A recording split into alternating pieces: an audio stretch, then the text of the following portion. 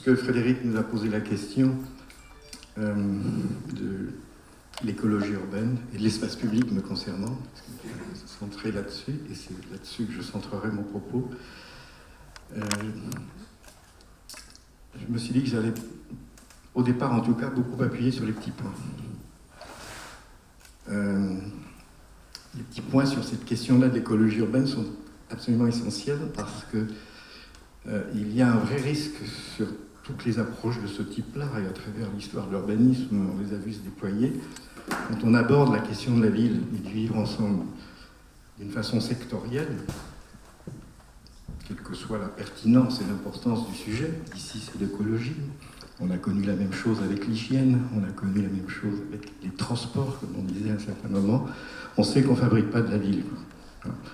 Et donc dans les trois petits points, on ouvre la question de la complexité. On est dans l'humain, on est dans l'espace, on est dans le vivre et dans l'échange à tout point de vue. Donc je commencerai par les petits points et après je parlerai d'écologie, mais en nous ayant mis tous en prudence par rapport au fait qu'on ne peut pas rentrer sur la question de la ville uniquement par l'écologie, malgré l'importance et l'urgence qu'il y a à y réfléchir et à travailler autrement aujourd'hui. Voilà, alors, vous voyez quoi? Ah ouais, voilà. Je démarre par cette Allegoria del Buon Governo. C'est une fresque à Sienne sur le palais des édiles. Il y a des élus dans la salle, monsieur le maire. Lorenzetti, il y a un moment où c'était très compliqué en Toscane, très compliqué, de tout point de vue. Lorenzetti a dessiné un monde idéal, un paysage idéal, la partie rurale à droite, la partie urbaine à gauche, le rempart entre les deux. Et en fait, il a dessiné un projet politique sur l'autre face. C'est dans la salle du Conseil des édiles, à Sienne, donc palais municipal de Sienne. Et dans la salle d'un côté, vous avez le mauvais gouvernement, en fait, ce qui se passait à ce moment-là, les villages qui brûlaient, et le bon gouvernement de l'autre côté, qui est une sorte de projection d'un monde idéal, dont une vie idéale. Et vous voyez sur la gauche de la fresque de Lorenzetti ce qu'est la ville, son lien permanent ville-campagne, qui ne sont pas deux mondes séparés. Et vous voyez que ici, l'espace public, c'est la raison même de la ville. C'est-à-dire que certains parlent encore, on parlait, mais parlent encore de plein et de vide. En fait, l'espace public, c'est pas le vide, c'est l'essence de la ville. C'est-à-dire que on ne sait pas agglutiner les uns sur les autres pour faire une ville dense. On n'a pas plus de plaisir que ça à s'agglutiner, mais en revanche, on a besoin d'échanger, de commercer, de se confronter parfois, de faire le projet ensemble, et pour ça, c'est l'espace public. Et donc, de mon point de vue, de là où je suis par rapport à ces questions-là, le projet de l'espace public, c'est le projet de la ville. Le reste, c'est presque...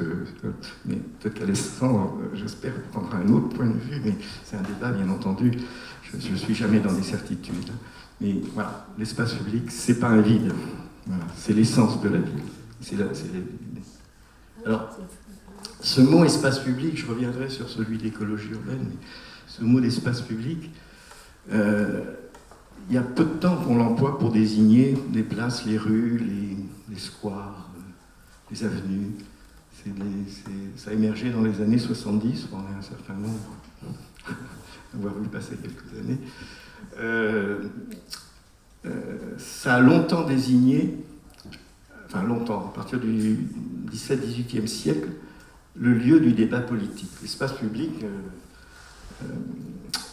c'est les journaux, c'est les cafés, c'est les salons, c'est toute une série de lieux où la bourgeoisie a commencé à se positionner face au pouvoir central royal, comme apportant un projet politique elle aussi.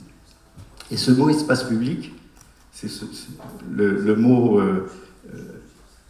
d'agora, chez les Grecs, veut bien dire ça.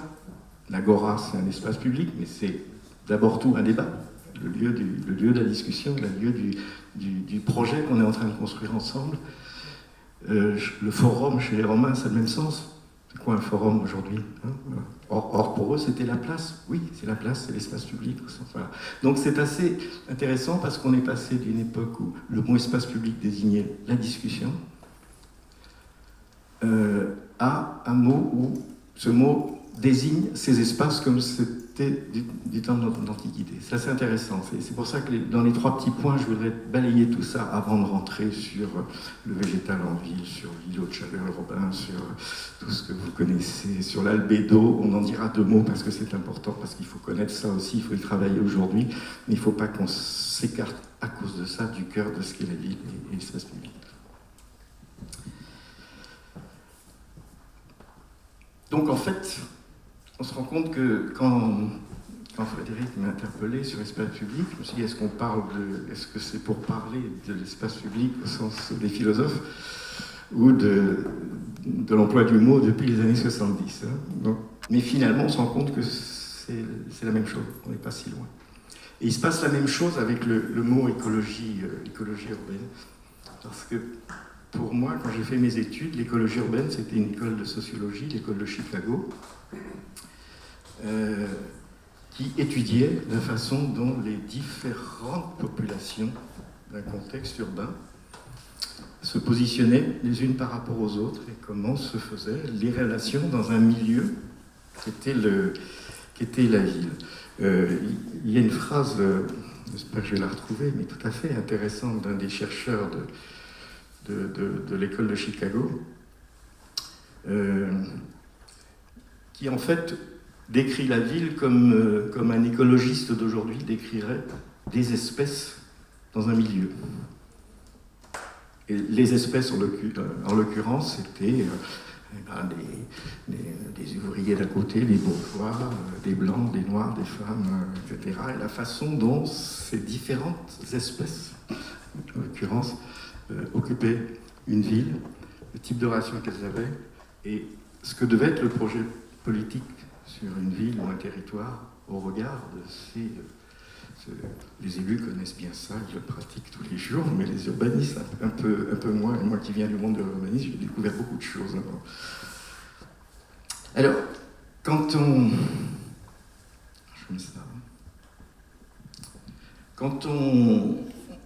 aborde les choses de l'espace public et de l'écologie urbaine sous cet angle, on se rend compte que le plan de Nolly, que beaucoup d'entre ceux qui ont fait les études d'architecture ont dû croiser, c'est un plan du fin 17e, début 19e, d'un géographe italien, et qui a représenté tous les espaces publics de la ville de Rome, qu'ils soient bâtis ou non bâtis. C'est-à-dire que vous avez en blanc les églises qu'on traversait, vous aviez le Panthéon qui est en blanc, enfin tous ces espaces-là sont en blanc, et ça montre, ce genre de carte montre d'une façon évidente ce que je venais de dire avant, c'est que, en fait, si on s'est concentré, à Rome, Dieu sait qu'on est concentré, c'est en fait pour avoir beaucoup d'espace de liaison entre nous, et que ces échanges-là entre nous soient le plus court, le plus commode possible, le plus dense possible. On parle beaucoup de densité aujourd'hui, et on voit là, à travers ce type de plan et ce type de représentation, ce que ça veut dire que la densité urbaine, c'est la densité des contacts, c'est la densité des échanges, c'est la densité de l'échange commercial, c'est la densité de l'échange culturel comme un lieu comme celui-ci. Un lieu comme celui-ci, Nolly l'aurait fait en blanc sur sa carte, voilà, parce qu'on y est tous. Voilà, c'est pour passer le message. Ouais, je cherche toujours le... Alors pour ceux qui, là aussi, qui ont fait quelques études d'architecture, regardez cette phrase de Camille Ossite, qui est une grande référence dans notre milieu et dans notre métier. Et lui, il était étonné du mouvement contraire. C'est pour ça que le sens des mots et les 3 petits points ont une très grande place. Lui, il s'étonnait que l'espace public ne soit plus le lieu de l'espace public. Il est redevenu. Voilà. Donc, ayons ça en tête. Cette notion d'espace public est complexe et la notion d'écologie urbaine est complexe. Nous ne sommes pas dans une approche technique sectorielle avec de l'écologie au sens de l'écologie d'aujourd'hui sur des vides, pleins et des vides. On est au cœur de la complexité quand on traite de l'écologie urbaine, de l'humain, sur l'espace public, c'est-à-dire le lieu de fabrication de l'échange de l'humanité. Alors, pourquoi elle est noire celle-ci? Voilà. On va commencer à balayer maintenant les sujets un peu que par réflexe on mettrait dans le concept d'écologie urbaine. C'est vrai que depuis deux décennies, il y a un basculement terrible dans notre façon de considérer les choses, parce qu'on sait que après quelques 6 siècles de modernité, de domination absolue que nous étions attribués sur la terre et sur les choses et sur le vivant, on a compris où cette vision-là de notre supériorité sur le vivant risquait de nous mener. Voilà. Il paraît qu'il est tard, pour certains.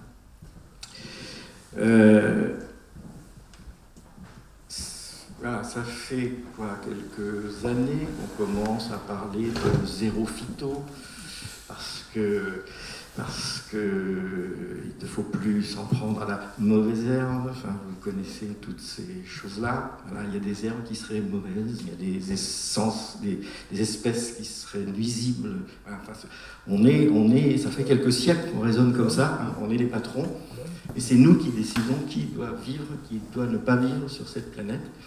Et en ville, plus qu'ailleurs, mais pas seulement en ville, mais en ville plus qu'ailleurs. Donc on est en train de vivre un nouveau basculement par rapport à ces choses-là. C'est un basculement pas facile, hein. On voit que dans le processus de lutte contre l'érosion de la biodiversité, on a encore tenu à inventer des espèces invasives. C'est-à-dire que c'est nous qui provoquons l'érosion de la biodiversité, et on dit c'est des espèces invasives qui voilà, on a du mal à lâcher le manche. Hein. On verra bien les espaces invasives, on verra bien. Et c'est nous qui sommes les plus invasifs et les plus dangereux. Et on passe beaucoup. Enfin, en tant que PDG du Conseil d'État, je travaille beaucoup au sein du ministère sur la réflexion sur les projets de loi et autres.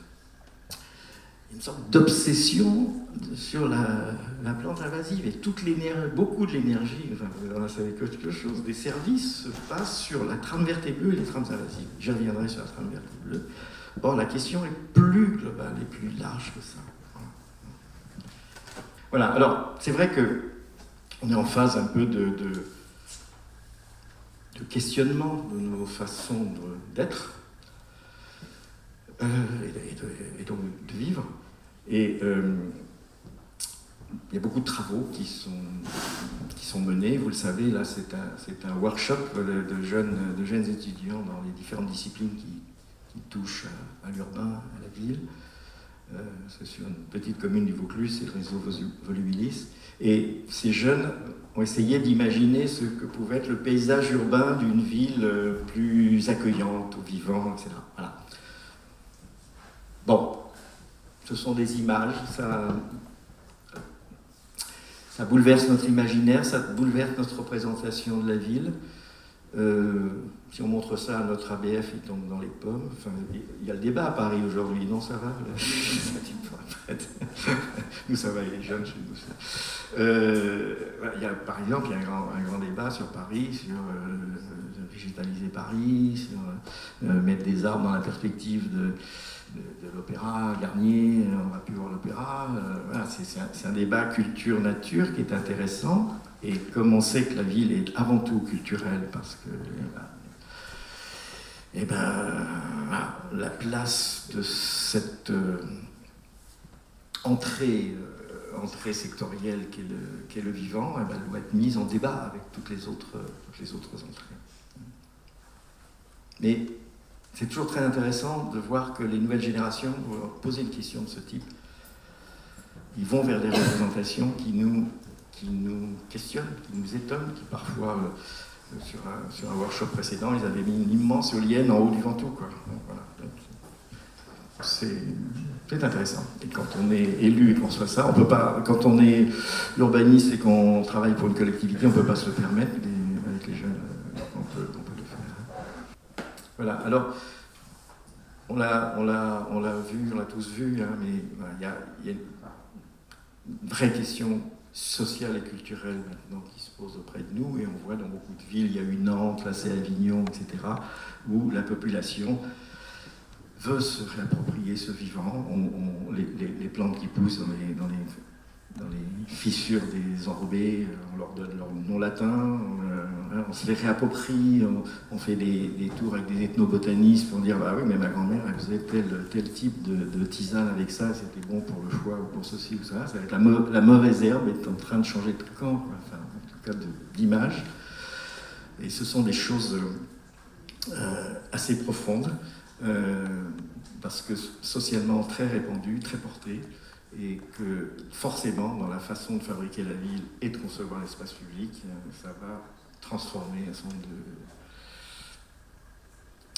nombre de fondements que l'on avait. Alors, dans cette même période, on l'a tous vécu, j'étais très heureux de pratiquer Caen, le centre-ville de Caen ce matin. Mais voilà, je ne sais pas à quel moment vous... Oui, je l'ai pratiqué à pied. Bon, on a les mêmes débats. Voilà, la Piazza Maggiore de Bologne, à gauche et à droite. Le avant, il n'y a pas longtemps, et le maintenant, c'est un phénomène, peut-être pas mondial, mais au moins européen. Enfin, assez mondial. Voilà, on a vécu une période assez brutale de cette entrée strictement sectorielle de ce qu'est la ville. Et aujourd'hui, parmi les démarches portées par ces questions écologiques, il y a de remettre cette tonne de ferraille pour nous porter, c'est souvent une tonne par personne, voilà, et de voir s'il n'y a pas un autre modèle. C'est un des bouleversements très importants en ce moment. À Avignon, je ne sais pas si vous êtes venu il y a quelques années, mais là, il y a 2 ans, c'était un parking. Hein, du boulevard à gauche au rempart, c'était un parking sur 5 km. Voilà, alors c'est pas tout à fait fini, ça un mandat assez court, ça fait 4 ans. Voilà, mais alors c'est du débat, hein, c'est compliqué. Hein. Pour le commerce, c'est compliqué. Voilà, c'est compliqué. On n'est pas dans les choses simples. Mais dès qu'on commence à rentrer sur des sujets qui superposent l'ensemble des problématiques, on est dans des démarches socialement et culturellement compliquées. Voilà, sur là, pareil, la place Saint-Didier, pour ceux qui sont venus à Avignon l'année dernière, je crois. Voilà, c'était un parking, la place Saint-Didier. C'est en plein centre, hein, c'est au pied d'une église gothique, enfin gothique provençal. C'est pas le même gothique, d'accord. Voilà, et ce sont des choses extrêmement rapides, je trouve extrêmement rapides, extrêmement compliquées parfois, mais qui réintroduisent le fait que sur ces espaces-là, on peut tout y faire. Si demain vous décidez d'y faire passer des voitures, elles passent. Si demain vous décidez d'en faire un parking, vous en faites un parking. Si là, on décide de faire la fête, on fait la fête. Hein, voilà, c'est en gros à l'italienne, j'ai mes jeunes italiens qui sont... le vide est un extraordinaire moyen de tout faire et son contraire. Voilà. Donc retrouver le vide, ce qu'on a eu du mal à faire, hein, on est passé par on est encore beaucoup sur cette réponse pour l'instant très fonctionnelle encore au problème. Hein, voilà. Vous avez même dans les trottoirs, j'ai même vu en vrai, hein, c'est un gag, mais en vrai des trottoirs pour piétons lents et pour piétons rapides. Voilà. Donc, et ça, c'est pas la ville, quoi. Le plan de livre vous le montre bien, la ville.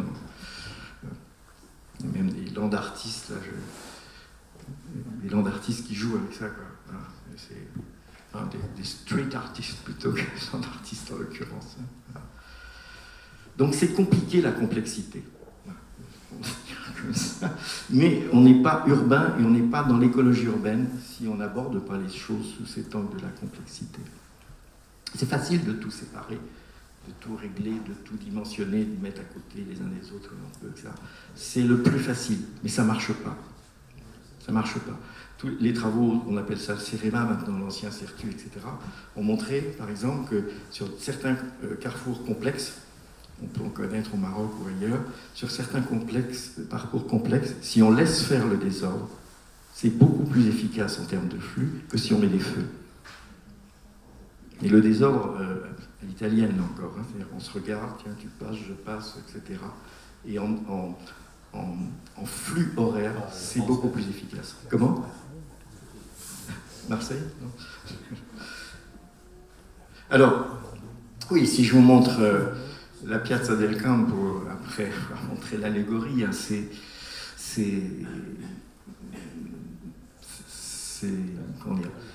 les exemples de la façon dont un espace public peut tout supporter. Si demain, parce qu'ils vont faire je ne sais quelle activité dans les rues, ils décident de cigarer, qu'est-ce qui empêche ? Il n'y a pas de bordure, il n'y a pas de plot, il n'y a pas de ceci, il n'y a pas de cela. Donc tout est possible. Et il est possible de ne pas en mettre. Ce qui apaise les débats quand on a un débat sur un projet urbain avec les riverains, la population, les commerçants, etc. Et quand on refait les rues comme vous avez pu les faire dans le centre de Caen, si vous l'abordez par le fonctionnement, en disant il n'y aura plus de stationnement, bidule, machin, ça roulera dans le sens X, etc. Vous partez dans la confrontation, et on ne sera jamais d'accord. Si vous dites on refait un traitement dans l'esprit de ce qu'est Caen, avec les matériaux de Caen, et le fonctionnement de cet espace-là peut être tout et son contraire, on peut circuler dans un sens, dans l'autre, dans les deux sens, ou ne pas circuler du tout, ou le mode piéton, ce n'est qu'une écriture derrière une délibération. Voilà. Mais par terre, rien n'est écrit. Donc par terre, tout est possible. Là, par exemple, c'était la place de la cathédrale à Die, qui était un parking. On a tout dessiné au niveau du dimensionnement, comme si on pouvait y mettre des voitures. Tout est dimensionné pour les 5 mètres, les 2,50 mètres, etc., etc. Il suffit d'enlever une borne et on peut en faire un parking. Si un jour on décide d'en faire un parking, il sera très efficace. Mais rien n'est écrit. Il n'y a pas de bordure, il n'y a pas de limite, il n'y a pas de ligne. C'est un peu ça le message. Alors je vais vous présenter rapidement, parce que ce n'est pas l'objet, mais voilà, un projet qu'on a mené à Nyons, sur ce qu'on appelle la place Lombarde, qui est une place des arcades pour ceux qui connaissent, où on n'est absolument pas parti du fonctionnement. Donc vous avez vu que ce n'était pas le bon référent pour dessiner l'espace public en ville, mais on est parti de la trame architecturale de cette place, de ces rythmes, de ces arcades, des matières qu'on y a retrouvées, des matières du 16e qu'on a retrouvées sous l'arcade, etc., pour concevoir un projet qui s'appuie sur l'architecture de la place, et non pas sur une fonction ou une autre supposée ou à venir, etc.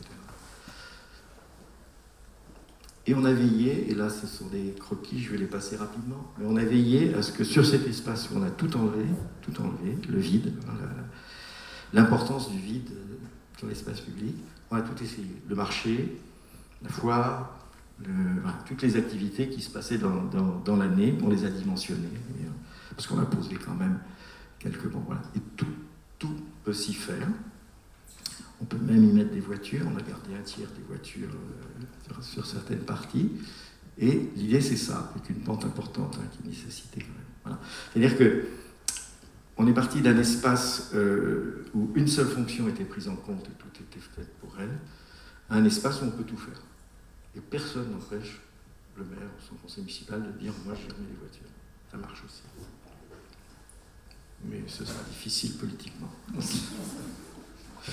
Voilà. Avec, dans nos métiers, on aime bien aller jusqu'au centimètre le capinage des pierres, un matériau qui venait d'une carrière pas loin, un calcaire marbrier qui était très proche de celui qu'on avait retrouvé, etc. Et alors c'est compliqué aussi parce que quand on approche comme ça sur un projet qui se veut appuyer sur les traces culturelles, historiques, pour discuter avec le bureau d'études de VRD qui est dans votre équipe pour lui dire non mais le tuyau c'est là qu'il faut le passer et c'est exactement là, à 5 mm près, c'est là qu'il faut sortir la grille et la grille c'est celle-là parce qu'elle est calée. Enfin, Alexandre doit connaître ça, c'est un sport de combat comme dit un collègue. Voilà, ça a l'air simple quand c'est fini, mais c'est une attention quotidienne sur le chantier pour que les intentions aillent au bout. Hein, voilà. Et puis là, vous avez l'ambiance, le jour du marché de cette place. Je le passe rapidement. Alors, il y a l'importance aussi sur l'espace public, vous le savez tous, hein, de la question de l'incivilité, de la sécurité ou du sentiment d'insécurité, etc. Enfin, des choses qui sont dans le vivre ensemble depuis des millénaires et auxquelles on essaie de porter une forme de réponse au fur et à mesure que les choses sont. Voilà. Et sur la place Indier que j'ai montrée tout à l'heure, la réponse, elle est ancienne, hein, c'est Jane Jacobs à New York qui l'avait préconisé, c'est de mettre des bancs. C'est de faire en sorte qu'il y ait un maximum d'usagers arrêtés sur les places, sur les rues, etc., qu'il y ait un maximum de vues sur les rues depuis les premiers étages. Donc quand on conçoit une ZAC, et je sais que j'ai lu des textes où tu disais que il faut faire très attention aux vues que l'on a quand on est dans sa moquette. Voilà. Donc ça, c'est quelque chose d'essentiel, parce que si on veut que l'espace public, dans cette écologie humaine-là, écologie urbaine et humaine-là, fonctionne, il faut toute une série de dispositifs qui font qu'on s'y sent bien. Alors bien sûr, on va vous dire, mais le banc, ça va être le SDF, la fontaine, enfin, on connaît le débat. Voilà. Mais si on passe à côté, on se trompe complètement si on part dans l'autre sens. Beaucoup l'ont essayé, ça ne marche pas. Et je vous montre juste ces deux vues-là, ce sont des actes récentes à Paris, et qui parlent aussi, et c'est bien, là encore ce matin je me suis régalé, mais la question des rez-de-chaussée. Un espace public, il est, comme le montrait Neuilly sur ses cartes de Rome, l'espace public, il dépasse les murs. Hein. Donc les rez-de-chaussée font partie de l'espace public. Du rapport, la transparence fonctionnelle et visuelle entre l'espace public et les rez-de-chaussée font qu'on va être très bien, font que on va peut-être faire 600 mètres sans s'en rendre compte, alors que 600 mètres dans la rue que je vous montre là, dans une ZAC parisienne, je ne dirais pas où pour ne pas froisser des collègues, mais voilà, c'est juste pas possible. Là, je vous montre la suivante aussi, des passages comme ça dans des ZAC récentes. Là. Voilà, donc voilà. Donc, quand on travaille sur l'espace public, ça veut dire qu'on ne s'arrête pas à l'aplomb du bâtiment. Voilà. On est nombreux à porter ce message. Voilà. Alors là, vous pouvez toujours essayer de mettre des bancs pour retrouver le sentiment de sécurité ou d'apaisement. Vous aurez du mal, même avec des bancs. Ça devient compliqué. Alors ça passe aussi, bien entendu, par toute la conception lumière. Mais j'y reviendrai parce que sur le côté écologique, je ne sais pas combien de temps j'en suis, peut-être que j'accélère un peu, ça va. Voilà. Quand vous êtes sur ces échelles-là de travail sur la ville, la question des temporalités est elle aussi un des éléments de complexité. L'hiver, c'est pas l'été, le soleil, c'est pas l'ombre, la pluie, c'est pas... et la nuit, c'est pas le jour, vous le savez. Et si dans le projet, vous n'intégrez pas l'ensemble de ces temporalités, en les étudiant, en les expérimentant vous-même par le corps. C'est un travail du corps, hein, sur lequel on bosse. On prend des risques. Quoi, hein. Voilà. Donc le boulot sur les temporalités, s'il n'est pas intégré à la conception de l'espace public, ne peut pas permettre d'arriver à un espace public, comment on dit de nos jours, apaisé, confortable. Alors, j'arrête là pour les espaces publics, je dirais classiques de la ville constituée, quoi, la ville relativement dense. Là, je vous montre Avignon. Vous voyez la ville-centre au milieu. Avignon, aujourd'hui, c'est ça. C'est à peu près 350 000 habitants, sur un territoire immense, avec un pavillonnaire extraordinairement développé. pratiquement impossible d'y mettre du transport en commun, ils sont obligés de faire du porte-à-porte sur une densité extraordinairement faible. C'est le bassin de vie à la plus faible densité de France. Voilà. Parce que bon, c'est des décennies de non-pensée urbaine. Et dans ces espaces-là, se sont créés des lieux de ce type. Des appropriations, là on est à 10 km d'Avignon, et c'est devenu le grand parc d'Avignon. On ne sait pas à qui il appartient, il est géré par une abbaye à côté, l'ONF en a un morceau, c'est du communal Barbentane de l'autre, etc. L'appropriation s'est faite, elle a été autorisée, et nous avons là un parc de plusieurs centaines d'hectares, qui est le parc d'Avignon. Avignon n'est pas un centime, la ville, l'aglo non plus d'ailleurs, c'est hors aglo. Donc ce type, aujourd'hui, c'est l'espace public des Avignonnais. Même si la place Adi est là et qu'on est bien content, etc. Voilà. Donc il faut voir aussi, et là vous êtes un lieu où va s'initier ce genre de pratique, et vous en avez d'autres déjà, on a changé d'échelle sur l'espace public. On a totalement changé d'échelle sur l'espace public, et ça aussi, c'est dans les processus de réflexion sur le projet urbain, le projet d'espace public, il faut en tenir compte. Là, cette image, c'est un parc de ce type qui est sur les garrigues nîmoises après les incendies, vous avez entendu parler il y a plus de 10 ans, où à partir de l'idée de coupe-feu, entre guillemets, plutôt que de partir sur des coupe-feux linéaires, comme bien éventuellement les pompiers, on est parti sur un grand parc public sur les parties où il y a du sol. Il n'y a pas du sol partout dans les garrigues nîmoises, face à la topographie qui nous guide là.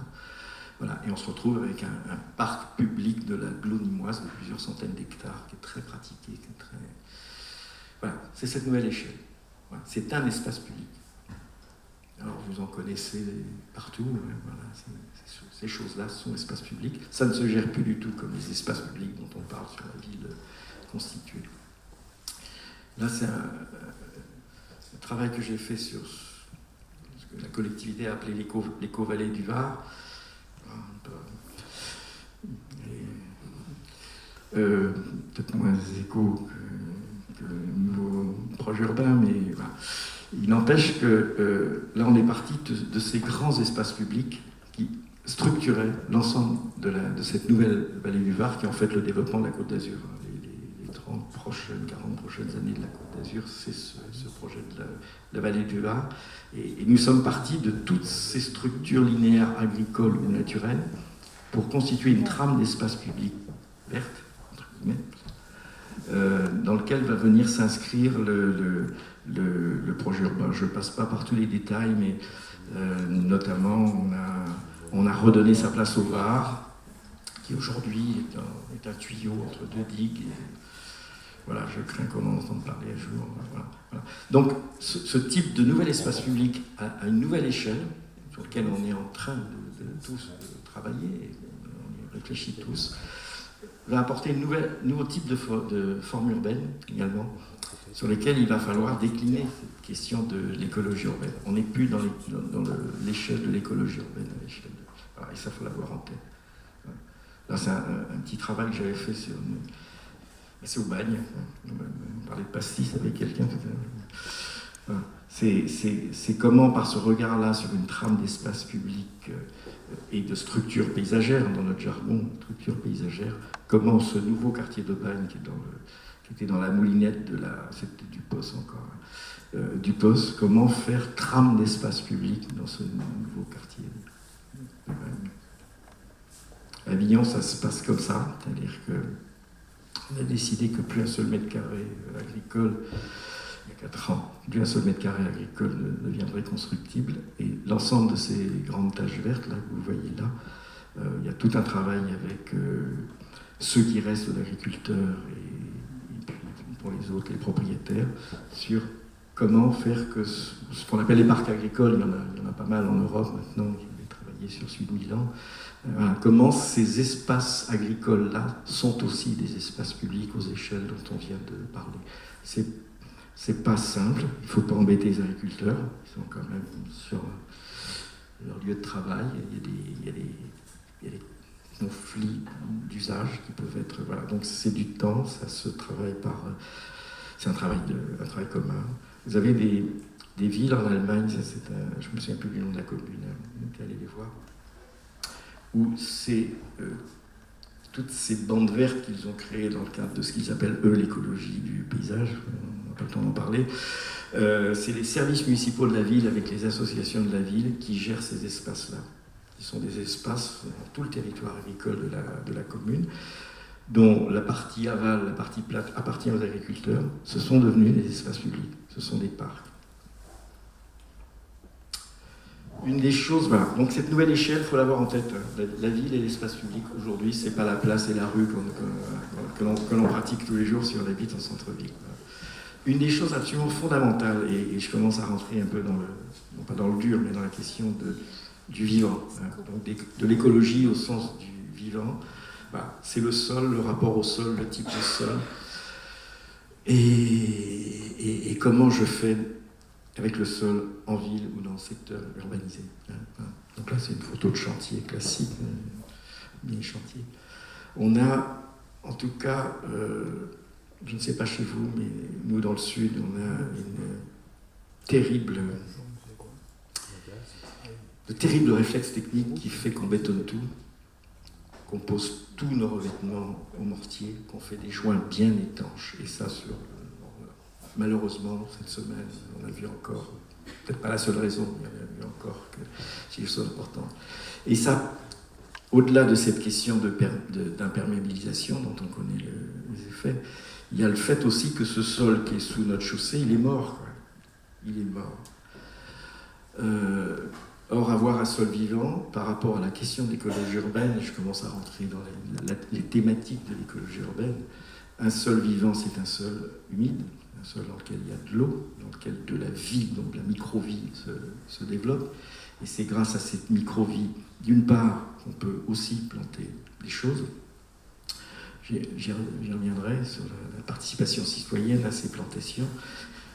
C'est aussi ce sol vivant qui fait que quand on a la place de planter un arbre, cet arbre va apporter tous les bienfaits qu'on en attend, de l'ombrage, de l'évapotranspiration, du stockage de carbone, enfin, tout ce qu'apporte chaque arbre à toutes les questions d'aujourd'hui que vous connaissez très bien.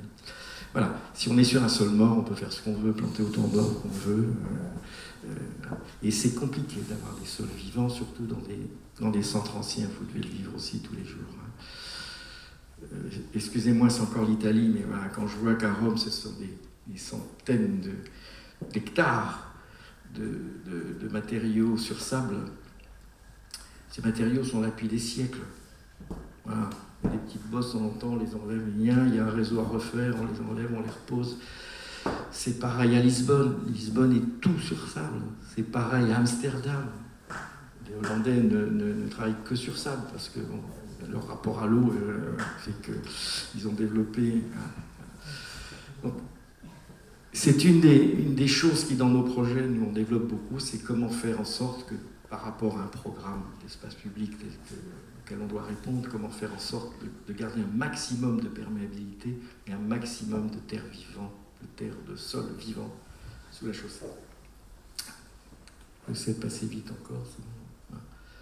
Il y a des choses là-dessus c'est très étrange. Là, je vous montre un document. Alors, je ne sais plus qui l'a fait. Voilà, c'est énorme, c'est le CEREMA maintenant.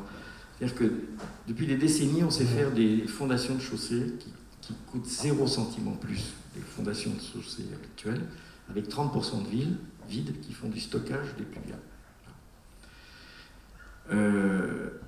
Ça coûte rien. Et ça fait des bassins de rétention qui ne prennent pas 1 mètre carré sur le nouveau quartier qu'on veut faire.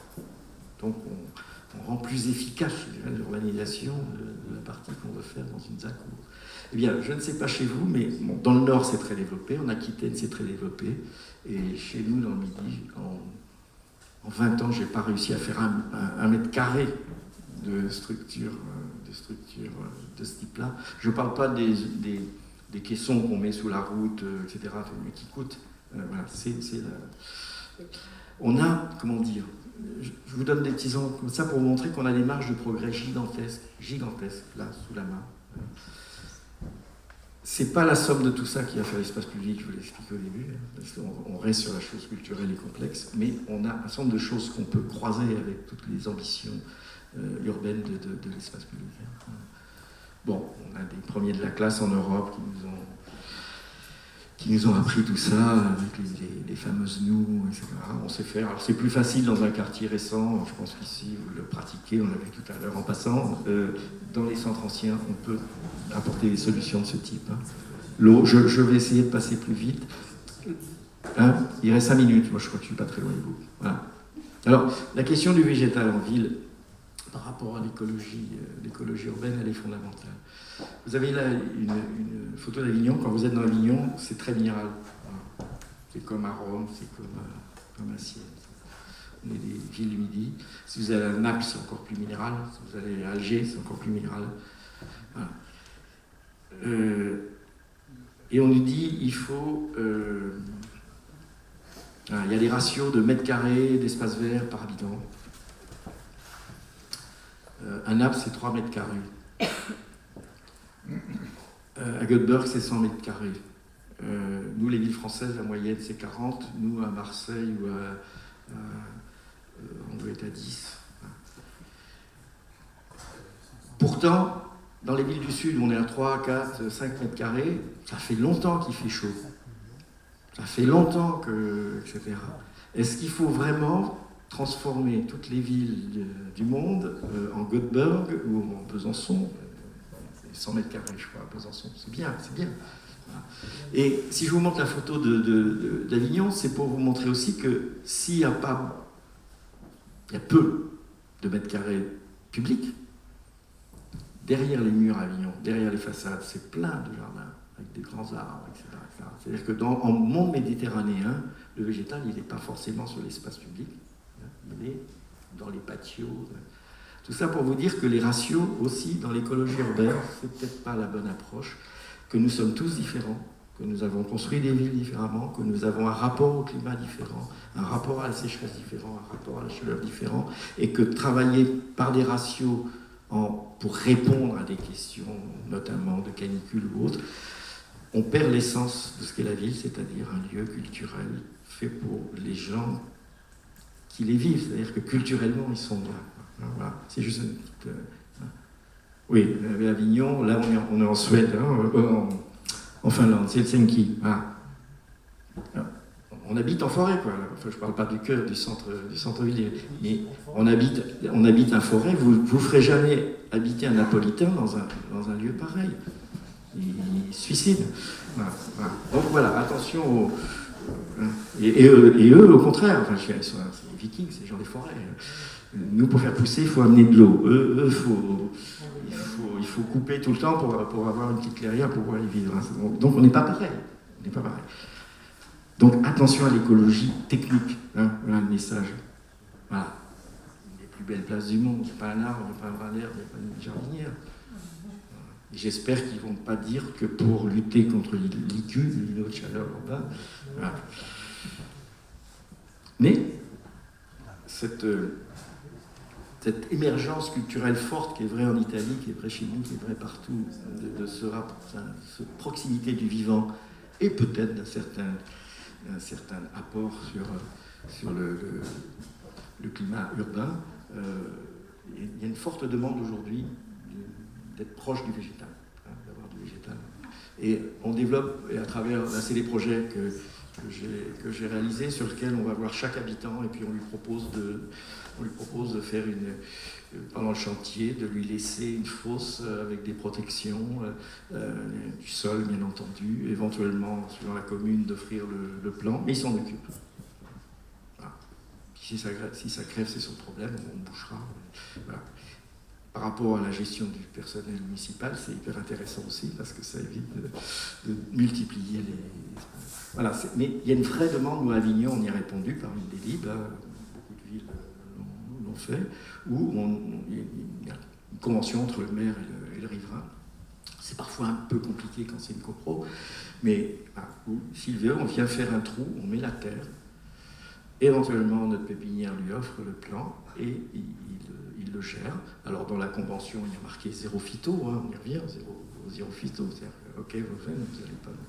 Puisque nous, on est en zéro phyto, essayez d'être aussi en zéro phyto. Voilà. Ça, il y a une vraie demande sociale très importante et qui a un effet sur le paysage urbain et peut-être aussi sur l'îlot de chaleur urbain. Là, à Avignon, c'est dans l'ensemble des quartiers. Là, on est dans les logements sociaux. Voilà. C'est Madame le maire à droite, vous voyez, elle vient planter aussi. L'idée, c'était de médiatiser un peu la chose pour que ça prenne et qu'il y ait des demandes et ça marche pas. Voilà, vous connaissez aussi tout ce qui est de ce type d'initiatives, de guérilla gardening, les incroyables comestibles. Enfin voilà, il y a une vraie démarche citoyenne aujourd'hui, une vraie demande, et je pense qu'il faut savoir l'écouter celle-là. Voilà. Elle ne va pas à l'encontre, elle, de la culture et de l'identité du lieu. C'est en Allemagne, sur l'ancien aéroport, je ne sais plus comment il s'appelle. Voilà. Alors c'est vrai que quand on est concepteur, je vous montrerai tout à l'heure, c'est autre chose, quoi. Voilà. On passe dans autre chose, j'y reviendrai. Et puis c'est pareil sur le bâti, excusez-moi ce croquis que j'ai fait très vite là pour ce soir, mais on part sur le bâti qui est de part et d'autre de l'espace public, on part des blocs en haut. Hein. Il y a 4 siècles, c'était déjà des blocs. Voilà. Et aujourd'hui, vous le voyez dans le Réinventons Paris notamment, hein, on arrive sur des volumes bâtis beaucoup plus aérés de ce point de vue, et dont beaucoup de ces vides dans les espaces bâtis deviennent des espaces publics. Alors des espaces publics privés, mais des espaces publics. Voilà. On est en train de changer complètement de façon de faire et des proches du vivre. Ça, vous le savez, ça a été publié récemment. C'est le concours sur la gare du Nord, où en fait tout le toit de la nouvelle partie qui est à gauche, là, est un grand espace public. Voilà. Il y aura des buvettes, il y a de quoi faire du footing. Alors, il y a beaucoup d'agacement de voir ça. J'ai beaucoup de collègues architectes qui sont très agacés de voir de la verdure partout maintenant. Mais voilà, c'est un mouvement puissant. C'est un mouvement puissant, la ville va changer, et effectivement, sur une terrasse comme celle de gauche, elle est au-dessus de plusieurs niveaux de commerce et de galeries, etc., et de dessert des passerelles de la gare. Donc on est vraiment, on l'a vu sur le Sacré-Cœur, eh bien, ça a un effet énorme sur le climat proche, ça. On sait que c'est 2-3 degrés qui vont jouer, plus le plaisir que ça offre. Alors, et je crois que je suis presque au bout, ouais. Une des choses aussi qu'on essaie d'appliquer, c'est de stocker du carbone maximum. Voilà, on sait qu'on continue à en produire, qu'on en produira beaucoup. Là, c'est le front de neige à Montgenèvre. Ça, c'était la Perse, ça a été fait depuis. Voilà. Plus on utilise du bois, mais dans une forêt dans laquelle on replante, hein, si c'est une forêt qu'on urbanise, ça marche pas. Mais si on a une gestion de la forêt continue, plus on utilise du bois dans le bâtiment, on a beaucoup maintenant des structures en bois, y compris sur des tours, et sur l'espace public, et plus on stocke du carbone. Alors c'est des petites choses, c'est une somme de petites choses. Et si on fait des sommes de petites choses à 7 ou 8 milliards sur Terre, peut-être qu'un jour on aura un petit effet. Alors il y a une chose extrêmement terrible en termes d'érosion de la biodiversité, c'est évidemment la lumière. Voilà. Là, c'est des milliards d'individus en termes d'insectes, en termes d'oiseaux migrateurs, en termes de chiroptères, etc. Là, c'est un énorme chantier. Alors, ça y est, on se fait, on sait travailler avec des concepteurs lumière qui ont intégré ça dans leur façon de concevoir les choses, etc. Mais c'est un sujet hyper important quand vous travaillez sur un projet urbain, un projet d'espace public. Alors, du bois, voilà, quand je fais un petit abri. Alors, c'est pareil, il y a des endroits où le bois, ça se croise avec la culture, hein, et les caractères du lieu. Voilà, ça, c'est la trace d'un ancien pont-levis à Donzère. Et ben à cet endroit-là, Donzère, c'est pas du tout du bois, mais la trace de l'ancien pont-levis, un petit peu de bois, planté. Je suis au bout, hein, voilà. Planté, chaque arbre, là c'est quadruple, c'est une avenue d'entrée, elle est sur la Sorgue. Chaque arbre stocke à peu près 1 kg de CO2 par an dans sa croissance. S'il a un peu de sol, s'il lui allait donner à manger, ce qu'on disait tout à l'heure. Voilà. Et 1 kg par arbre et en multipliant par X. La question de l'albédo aussi, dont vous entendrez beaucoup parler, ou dont vous avez beaucoup entendu parler, c'est le noir absorbe. Un albédo fort, de l'ordre de 0,8, c'est un matériau qui réfléchit la lumière. Donc le sol est moins chaud. Donc il y a moins la nuit pendant les périodes de canicule, etc. Mais est-ce que toutes les villes du monde doivent devenir Alger-la-Blanche? Voilà, ça se croise avec l'identité. Ici, votre pierre belge, voilà, etc. Vous n'avez pas tout peindre en blanc parce qu'il y a moins d'albédo. Voilà, il faut le savoir, on l'utilise, on va essayer de le croiser avec les autres données, mais c'est quand même là. Et il faut savoir aussi que par rapport à la question de canicule,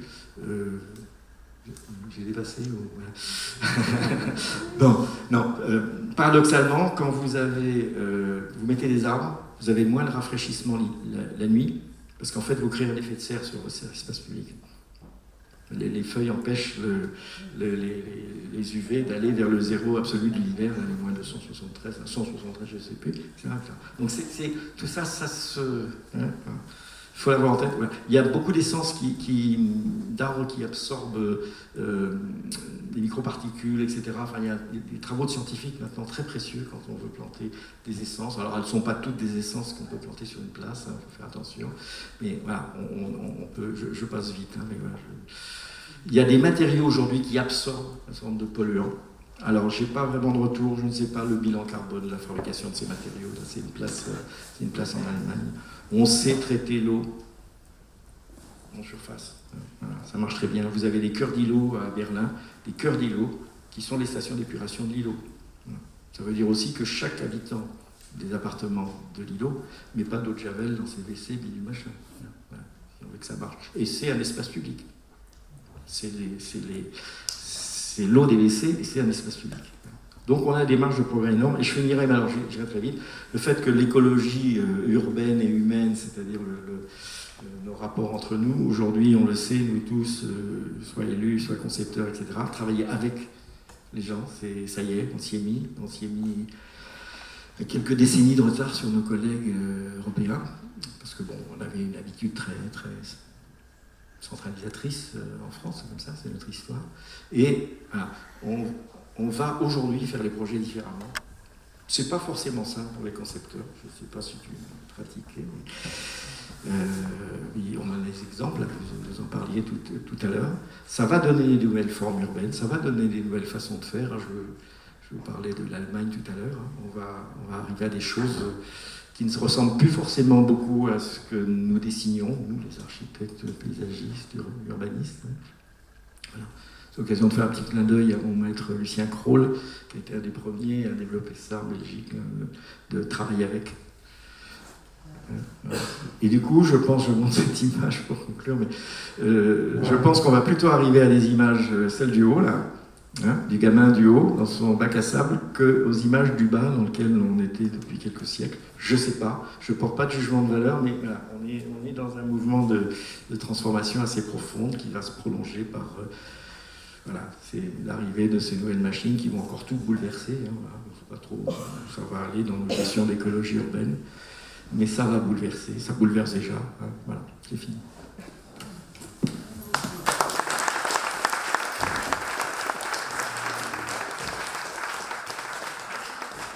Merci beaucoup, Sébastien Georgis.